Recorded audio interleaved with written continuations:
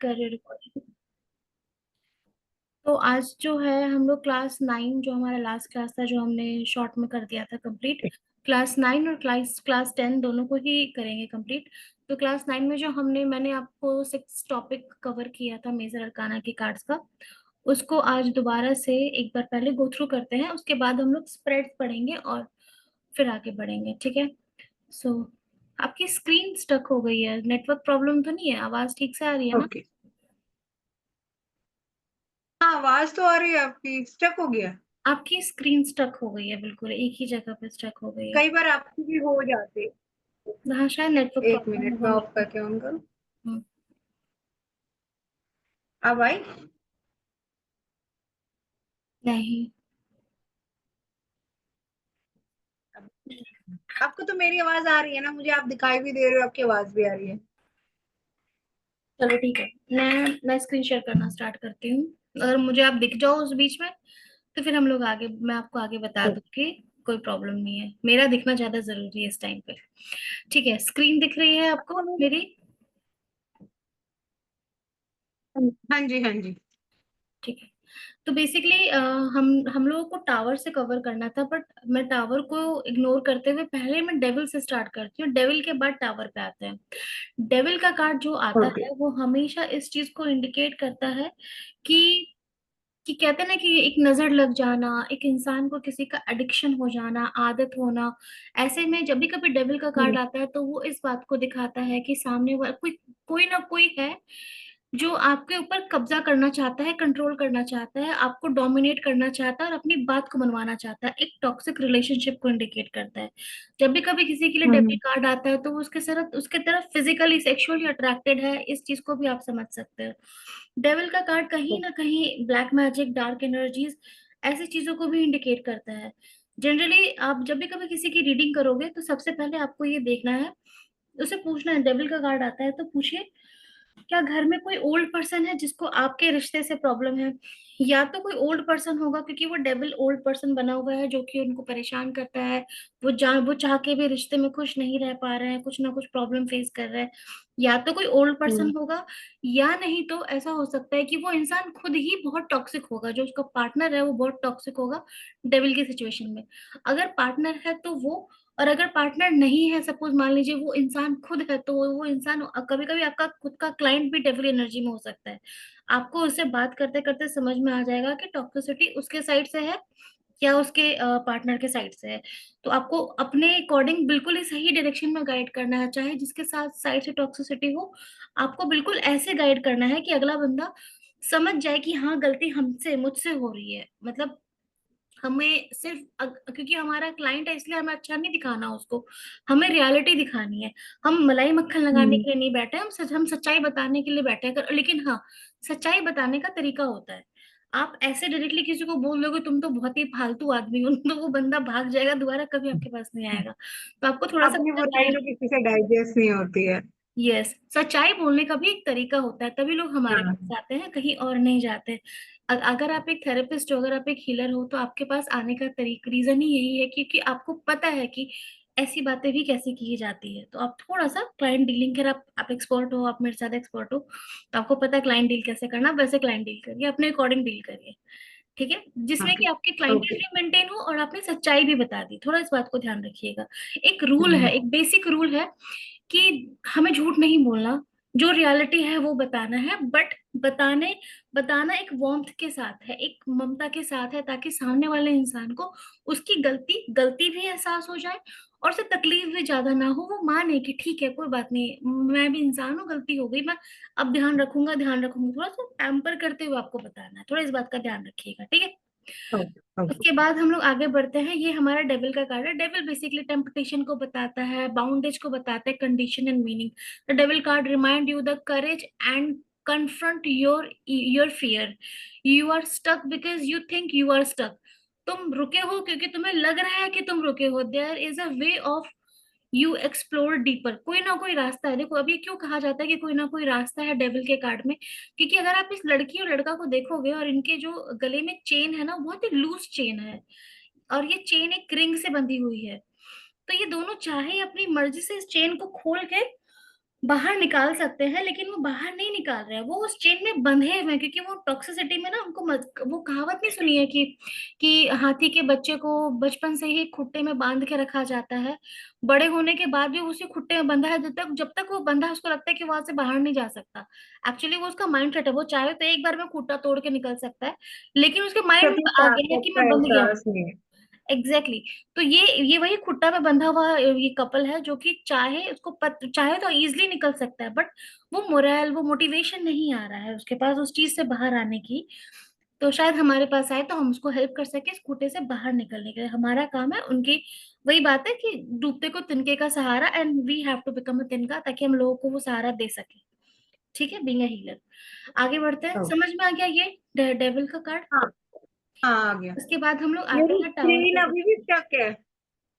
मेरी screen stuck है। नहीं, मेरी स्क्रीन नहीं स्टक है नहीं अभी नहीं भी। नहीं नहीं, अभी मुझे आप अब दिख रहे हो, अभी मुझे आप दिख रहे हो। ठीक। ठीक ठीक। है, उसके बाद हम लोग आते हैं द टावर के कार्ड में। टावर एक सडन चेंज को इंडिकेट करता है। Sudden change, unexpected event, emotional trauma, किसी भी कुछ ऐसा सिचुएशन, जब भी टावर का कार्ड आएगा ना, तो आपकी जिंदगी में कुछ ना कुछ ऐसा होगा जो बिल्कुल ही अचानक होगा, जो आपने कभी सोचा ही नहीं होगा, और वो अचानक से वो इंसिडेंस हो जाएगा। और जब भी कभी टावर का कार्ड आता है, तो सिर्फ टावर के कार्ड को देख करके सडन चेंज मत बताइए। टावर के कार्ड के साथ आपको एक और कार्ड निकालना है, जो आपको ये बताएगा कि जो चेंज है वो किस तरह का है, पॉजिटिव है या निगेटिव है। तो जब भी कभी टावर का कार्ड आता है, तो उसके साथ एक कार्ड आप और निकालिए, जो आपको पॉजिटिव या नेगेटिव चेंज को इंडिकेट कर रहा होता है। ठीक है। ठीक। तो सडन चेंज को दिखाता है, सडन इवेंट को दिखाता है, इमोशनल ट्रॉमा को दिखाता है, बट वो emotional trauma, sudden change positive है या नेगेटिव, वो हमें हमारा सेकंड कार्ड बताएगा, जो टावर के बाद आएगा। ठीक है। ठीक। उसके बाद हम्म। हम नीचे आते हैं, 10 स्टार। The star. होप का कार्ड है, इंस्पिरेशन एंड फेथ। ये कार्ड क्लियरली इस चीज को दिखाता है। अब अगर सिंबलिज्म को यहाँ देखो, हर कार्ड में सिंबलिज्म को ध्यान देना। यहाँ पे देखो टावर से लोग गिर रहे हैं, ऊपर में जो कार्ड था वो भी दो लड़का लड़की थे, जो कि एक ऐसे खुट्टी में गड़े हुए थे, ऊपर एक डेविल था। तो हमें कार्ड के सिंबल को देखना, आपको सिंबल से भी बहुत चीजें, जिसको कार्ड नहीं भी समझ में आता ना, वो सिंबल देख के थोड़ा बहुत तो समझ ही जाता है कार्ड में। लेकिन अच्छे से समझने के लिए हमें रीडिंग आनी चाहिए कि कैसे टैरो कार्ड्स को रीड करते हैं। यहाँ पे क्या है, एक एक पानी, एक तरफ से पानी भर रही है, एक उसी पानी को दूसरे हाथ से गिरा भी रही है। तो मतलब ये she is just wasting her time, क्योंकि पानी भरना गिराना, तुम भरी क्यों रहे हो जब तुम्हें गिराना ही है उस पानी को। तो ये बेसिकली इस चीज हम्म। को दिखाता है, एक इंस्पिरेशन, एक फेथ है। शायद ये किसी का वेट कर रही है यहाँ पे बैठे बैठे नदी के किनारे, कि शायद वो इंसान आए तो मैं बात करूं या कुछ। इट्स जस्ट अ होप का कार्ड। जब भी कभी स्टार का कार्ड आता है, तो बस इस बात को दिमाग में बैठा लीजिए कि मुझे या मेरे क्लाइंट को इस टाइम पे थोड़ा उम्मीद रखने के लिए कहा जा रहा है, कि थोड़ा वेट करो, थोड़ा उम्मीद रखो, चीजें होंगी और बहुत अच्छे तरीके से होंगी, बस you have to wait for the right time and the right person. ये चीज है, होप का कार्ड इस बात को इंडिकेट करता है। ठीक है, ओके। होप हो गया। उसके बाद है द हमारा हाँ, द मून का कार्ड। द मून के कार्ड के सिंबल को ध्यान से देखिए, तो यहाँ पे मून नदी में से ये निकल के बाहर आ रहा है, केकड़ा निकल के बाहर आ रहा है। यहाँ पे दो, एक भेड़िया है और एक कुत्ता है, प्लस चांद जो है, जो कि बहुत ही उदास है। तो ये जो है ना, ये जो नदी से बाहर आ रहा है, तो इसको गड़े में मुर्दे उखड़ने बोलते हैं, मतलब गड़ा मुर्दा उखड़ रहा है, मतलब पुरानी कोई दबी बात होगी। ये जब भी कार्ड आता है मून का, तो आपकी लाइफ में कुछ ऐसी हम्म। सिचुएशन चल रही होगी, जो बात दब गई थी वो अब उभर के सामने आ रही है और आपके लिए प्रॉब्लम क्रिएट कर रही है। तो द मून के कार्ड में आपको थोड़ा सा संभलने की जरूरत है, क्योंकि कोई पुरानी बात आपके सामने आ सकती है। इसमें एक तरह का एनिमीज की इल्यूजन। एनर्जी भी है। जी बताइए। एनिमीज की एनर्जी भी है, मतलब दुश्मन, जैसे पुराने दुश्मन हाँ, या कुछ। कुछ भी पुराना इंसिडेंस आपके लाइफ में रिटर्न वापस से हो सकता है। उसके साथ हम्म। साथ किसी तरह का डर आपकी लाइफ में आ सकता है, उसके साथ साथ किसी तरह का इल्यूजन क्रिएट हो सकता है आपकी लाइफ में, कि हो सकता है सच्चाई ना हो और आपको आपके सामने कुछ और सच्चाई रखी जा रही हो। तो किसी भी तरह का इल्यूजन भी क्रिएट हो सकता है। मून का कार्ड एक ऐसी एनर्जी को इंडिकेट करता है, जहां पे आप बहुत ज्यादा परेशान हो, बहुत डिस्टर्ब हो, और आप अपनी जिंदगी से थोड़ा सा हार मान रहे हो, कि शायद शायद चीजें अच्छी नहीं हो रही है, मैं शायद संभाल नहीं पा रही हूँ चीजों को, पता नहीं मेरे लाइफ में क्या होगा, मैं कैसे करूंगी। एक एक लॉस्ट फेज होता है द मून का कार्ड जब भी आता है तो, इंसान का। ठीक है। और हर ओके। इंसान की जिंदगी में एक फेज आता है जहाँ पे आप लॉस्ट फील करते हो, पुरानी बातें फालतू का सामने आती है और आपको उनका मूड खराब हो जाता है। ये कार्ड उसी चीज को इंडिकेट करता है। उसके बाद है हमारा सन का कार्ड। सन ग्रोथ हैप्पीनेस अबंडेंस बताता है। अब कार्ड को देखो तो क्लियर आपको समझ में आ जाएगा इसके पिक्चर्स देख करके कि एक छोटा बच्चा है जो कि व्हाइट, पूरे व्हाइट मतलब पीस को इंडिकेट करता है। व्हाइट घोड़ा है जो कि रेड कलर की चादर के पास है, और पीछे सन खुला हुआ है। सन सन सन बहुत शाइन कर रहा है, पीछे सनफ्लावर है। This card show so much happy and positive energy. तो ये इंडिकेट करता है कि आप, जो आपका क्लाइंट है या जो भी है, बहुत ही अच्छे, बहुत ही हैप्पी एंड पॉजिटिव एनर्जी में है इस टाइम पे, और लाइफ से बहुत कुछ एक्सपेक्ट कर रहा है, बहुत हैप्पी है, और जो भी एक्सपेक्ट कर रहा है फुलफिल करने की भी कैपेबिलिटीज रखता है फिलहाल। तो this is a very positive card, I would say. Okay, इस पे आपका घोड़ा व्हाइट है, मेरा थोड़ा सा ब्राउनिश है। हाँ, ये तो मैंने यहाँ इंटरनेट से निकाल के यहाँ पे डाला हुआ है ना, तो कोई होता है ऊपर अच्छा, नीचे। हाँ, थोड़ा सा वैसे बेसिकली ये डिफरेंस व्हाइट है ही ना। है, नहीं ये घोड़ा व्हाइट ही है, हो सकता है आपके पिक्चर में आया होगा, रियलिटी में यही पिक्चर है, व्हाइट घोड़ा ही है ये। ठीक है, आगे बढ़ते हैं। जजमेंट। हाँ, जजमेंट। आपको याद याद करो, मैंने आपको लास्ट क्लास से बताया था जजमेंट और जस्टिस में क्या फर्क है। कि जो जजमेंट है ना, इसमें आपको चेंज नहीं कर सकते हो, आपने किया था कर्म आपको फल मिलेगा। कर चुके हो। यस। हम्म। कि आपने, इसको प्रारब्ध कर्मा कह सकते हैं, जजमेंट को आप प्रारब्ध कर्मा कह सकते हैं कि प्रारब्ध पिछले जन्म से करके जो आए हो ना, वो जन्म इस जन्म में भोगने के लिए आपको रेडी रहना पड़ेगा। कितनी भी कोशिश कर लो, अब तुम उसे बदल नहीं सकते हो, अब तुम्हें अपने सोल को सौंपना पड़ेगा। लेकिन जस्टिस के सिचुएशन में आपके पास पोटेंशियल होता है कि आप उसको बदल सकते हैं। उस टाइम पे जस्टिस के सिचुएशन में आप अपने कर्मों पे ध्यान दीजिए, आपके लाइफ में चीजें और इंसिडेंट्स चेंज हो जाएंगे। लेकिन जजमेंट के टाइम में चेंजेस की एक्सपेक्टेशंस आप नहीं रख सकते हो। ठीक है, क्लियर है? भगवान को सौंप दो, वो उसके हिसाब से, कर्मों के ये हिसाब से समय फल सौंप देगा। दो, ये अब आप बदल कुछ नहीं सकते हो, आपके कर्मों का आपको मिल रहा है भाई। ये कहते हैं ना कि एस्ट्रोलॉजी में कहते हैं कि वक्रीय ग्रह हो गया है, ये वक्रीय ग्रह है, तो वक्रीय ग्रह आपको आपके कर्मों का फल देता है। उसी तरीके से ये वक्रीय ग्रह समझ लो, आपकी आपकी जजमेंट, आपने जो भी करा है आपको वो रिटर्न मिलेगा। अब आपके हाथ में नहीं है, कोई भी अच्छा कर्म आपको नहीं बचा सकता अब। तो ये आपके कर्मों का फल है। ठीक है, जब भी कभी ये कार्ड आता है। फिर है हमारा द वर्ल्ड का कार्ड। देखो, द वर्ल्ड के कार्ड को एक्सप्लेन करने का एक बहुत सिंपल बेसिक तरीका ये है कि अभी इस टाइम पे आपकी जिंदगी में एक कंप्लीशमेंट का फेज आ गया है। हर एक होता ना, एक ऐसा, आप एक ऐसे बुढ़े इंसान को समझ लो। देखिए, अब मैं बुढ़ा इंसान इसलिए कह रही हूँ क्योंकि जनरली इंसान को मोह माया या फिर अटैचमेंट से छुड़ाव तभी होता है जब उसकी जिंदगी में सब कुछ हो। और मैंने देखो, देखने को तो मैंने बहुत ऐसे लोगों को देखा है जो कि बहुत कम एज में संतुष्ट हो जाते हैं। लेकिन मैं एग्जाम्पल बूढ़ों का इसलिए दे रही हूँ क्योंकि 80% पॉपुलेशन, मतलब एक होता है ना कि after achieving everything maturity satisfaction level. मिलता है। हाँ, आफ्टर अचीविंग एवरीथिंग उनको सेटिस्फैक्शन मिलता है।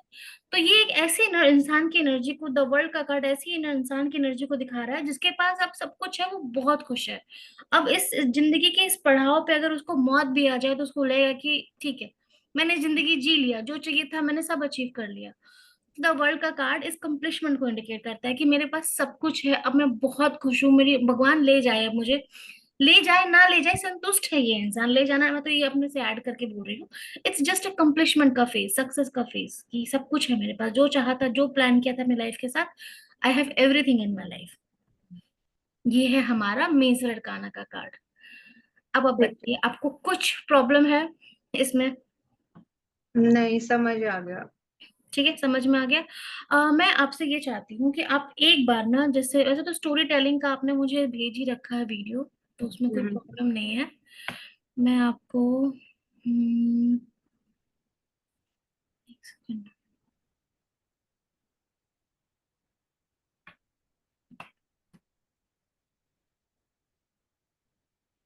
इसमें कुछ पूछना है आपको?